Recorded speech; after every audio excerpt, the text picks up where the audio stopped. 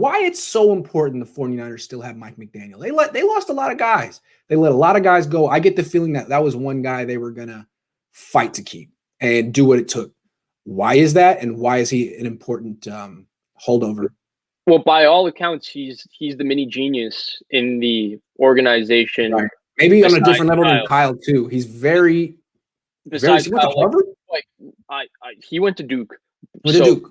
Okay. So top level, Duke and Yale, and he went to Duke. He went to Yale. Duke. Yeah. So high level intellect, and if you hear the people that are like connected, who ever say anything about him, it's always, oh, he's so bright, or oh, he knows so much about X's and O's, or oh, he knows everything. And I think the one thing is that he's been the run game coordinator so far when he's been with the 49ers the last couple of years, from receivers coach to run game coordinator. And the one thing that the Niners run game is, it's so unique. And what makes it special is that it's the it's game plan specific.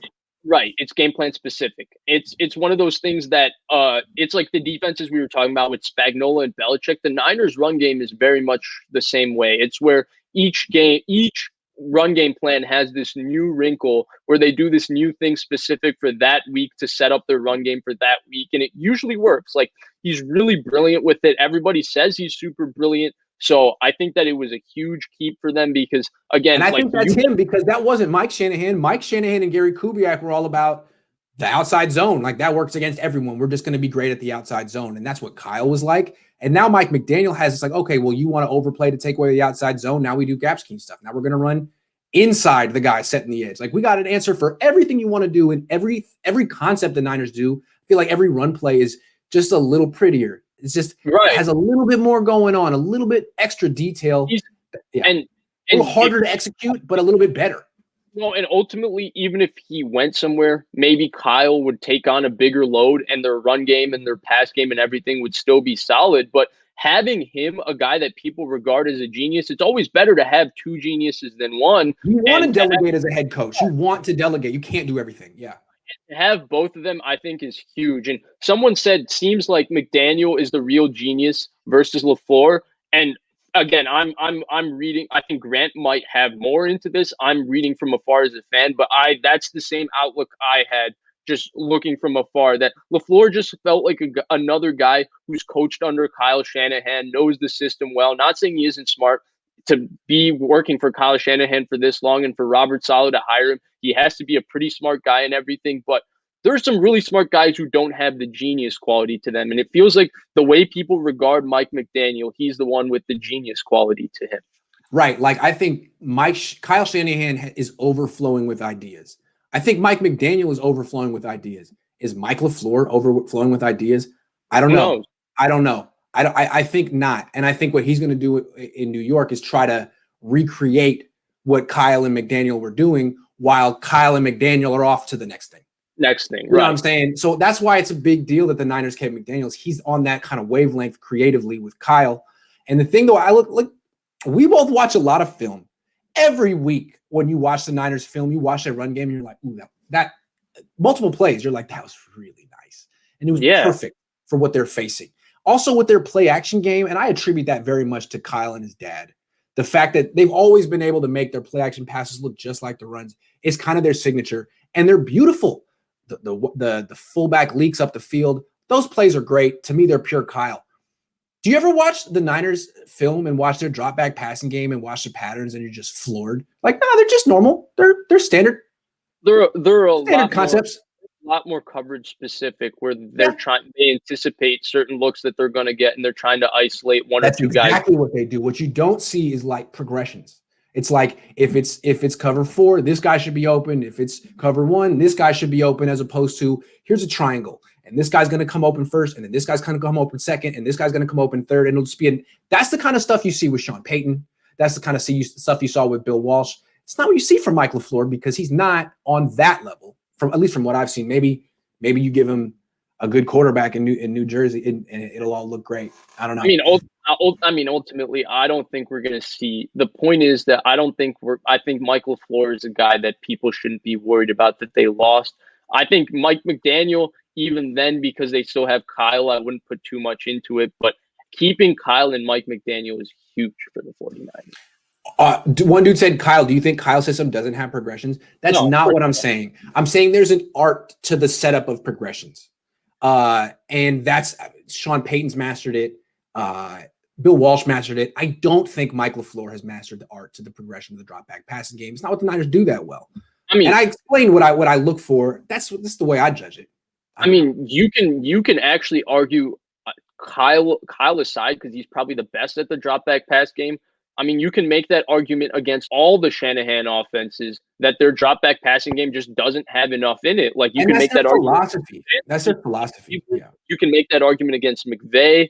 Not as much Matt LaFleur, but he had Aaron Rodgers, who's the master. And then so you can make Arthur Smith in Tennessee last year. Their philosophy is to avoid the drop back passing game as much as possible, which is why it always makes me laugh when people call Kyle Shanahan and Mike Shanahan the West Coast offense. Like, no, they're avoiding the drop back passing game. They're avoiding it. Bill Walsh was leading with it. They married West Coast passing concepts with being able to run the ball like this with a run first mentality. Yes. Right. And everyone has to take the West Coast passing offenses concepts. Those are gold. Everyone takes those. But it's the West Coast is more than just your passing concepts. It's a way of life. It's a philosophy. And the Shanahan's philosophy is totally different. You want to minimize drop back. You want to minimize third down. You want to minimize red zone. You just want to convert on second down. You want to score from 30 yards out. And, I like that philosophy. There's something to be said for it. But that's what it is. I have a question for you because I'm not as in terms of history. I didn't watch Bill Walsh and some of these scheme-specific philosophies I don't know as well. I've read a book. My dad has a Bill Walsh book. I've read it. And in that, Bill Walsh talks about a lot of his philosophies. I forgot who the author is. But from what I understand, Bill Walsh's offense was about pass to set up the run. He wanted to throw the ball early in the game with the drop back pass game to be able to run games, run the football to close out games. The 49ers used their run game to set up their pass game because they want the run and the pass to look the same. So I do think so they're opposite philosophies. Yes. And again, with Bill Walsh, the reason he didn't do no shotgun, and he would do some play action, but the reason he loved the drop back passing game was the timing. 3-step, 5-step, 7-step. The ball comes out on time. It's not like drop back and look around. It's all timing based. And he felt that with the drop back passing game, it was the most precise in terms of timing. Once you start having the quarterback turn his back, that can mess with the timing. In a shotgun, you can't guarantee timing at all. There is no steps. So that's the way he thought about it, but maybe it's a little outdated. There is something to be said. When you drop back, it's really given the defense an advantage, right? There's very little disguise, misdirection. How are you helping your quarterback? Right. Wouldn't it help the quarterback more to have play action? That's the Shanahan. Yeah. That's why this system is the it system in the NFL. Everybody wants to run it because you can take average quarterbacks and make them play at a high level because you're basically bootlegs, a lot of one read, easy throws, short passes. You're dumbing the game down for them for 75% of the game plan. And if you I think that offensive line play isn't good enough to pull off classic West Coast offense anymore.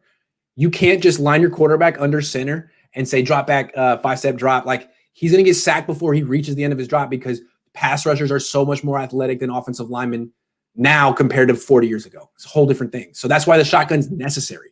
Right. And if you're going to be a shotgun drop back pass team game, you need a quarterback like Mahomes or Watson who can run out of trouble, or Josh Allen who will run away from pressure and make where you have a free rusher. All right, put it on the quarterback. He'll make the guy miss and still throw the football down the field.